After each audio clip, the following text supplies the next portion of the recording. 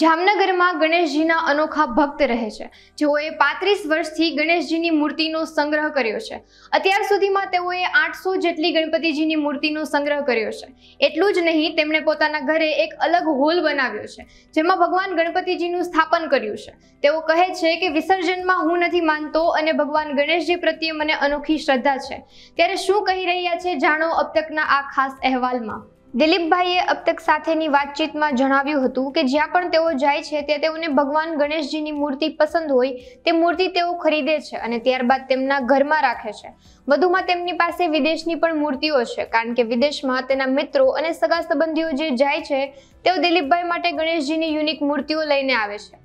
Corona કાળની અંદર police અને ડોક્ટરની પણ સેવાને બિરદાવતું ચિત્ર બનાવવામાં આવ્યું છે। આ ઉપરાંત તેઓએ ગણેશના તત્વ વિશે સંપૂર્ણ માહિતી ભેગી કરી અને તે અંગેના 2 થી 3 પુસ્તકો બહાર પાડ્યા છે।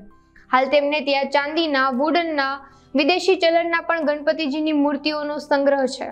ગણેશજીની મૂર્તિ એટલી આકર્ષક છે અને મનમોહક છે, પરંતુ એ મૂર્તિ જોતા અનેક પ્રશ્નો તો ઊભા થાય જ છે કે ગણેશજીના કાન મોટા, આંખ ઝીણી, એની નાકની જગ્યાએ સૂંઢ શા માટે, પેટ મોટું તો પગ નાના, અને ગણપતિ બાપાનું વિકલ જોવા જાવ તો આવડું મોટું શરીર પણ ઉંદર નાનો। આવા અસંખ્ય પ્રશ્નો મને નાનપણથી ઊભા થતા અને લોકોને હું પૂછતો આના જવાબ, અને લોકો પણ મને સારી રીતે પોતાની રીતે પોતાના જવાબો આપતા ગયા। તેમ તેમ મારા મગજની અંદર ગણપતિ ભગવાનના જુદા જુદા સ્વરૂપો આવતા ગયા।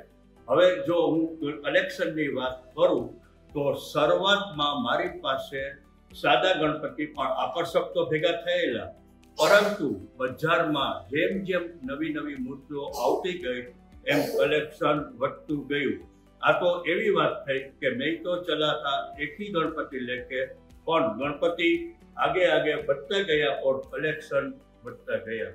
અને આ કલેક્શનમાં મને ભેગા કરવામાં મને મારા મિત્ર વર્ગ અને સગા સંબંધીઓનો ખૂબ જ ફાળો રહેલો છે। અને ગણપતિ વિશે જો હું એક વાત તો ચોક્કસ કહીશ આયા કે મને ગણપતિનું શોખથી મેં ગણેશનું કલેક્શન તો કર્યું, પરંતુ પંચદેવોમાંના એક દેવ ગણપતિ ભગવાનનું ગણેશ તત્વ વિશે મને પૂરેપૂરી માહિતી મળી। મેં ગણેશ તત્વ શું છે, વિદેશમાં ગણપતિ કયા નામથી ઓળખાય છે, એવી અસંખ્ય માહિતી રજૂ કરી। બીજી બુક ગણપતિ ભગવાનના હાસ્ય લેખો, જુદા જુદા લેખકોએ લખેલા હાસ્ય લેખોનું કલેક્શન કરી અને લોકો એકી સાથે હાસ્ય લેખ વાંચી શકે એટલા માટે પણ મેં એક નવી બુક બહાર પાડી, ઓ માય ગણેશા। અને ત્રીજી ગણપતિ બાપા મોરિયા। મોરિયા કોણ?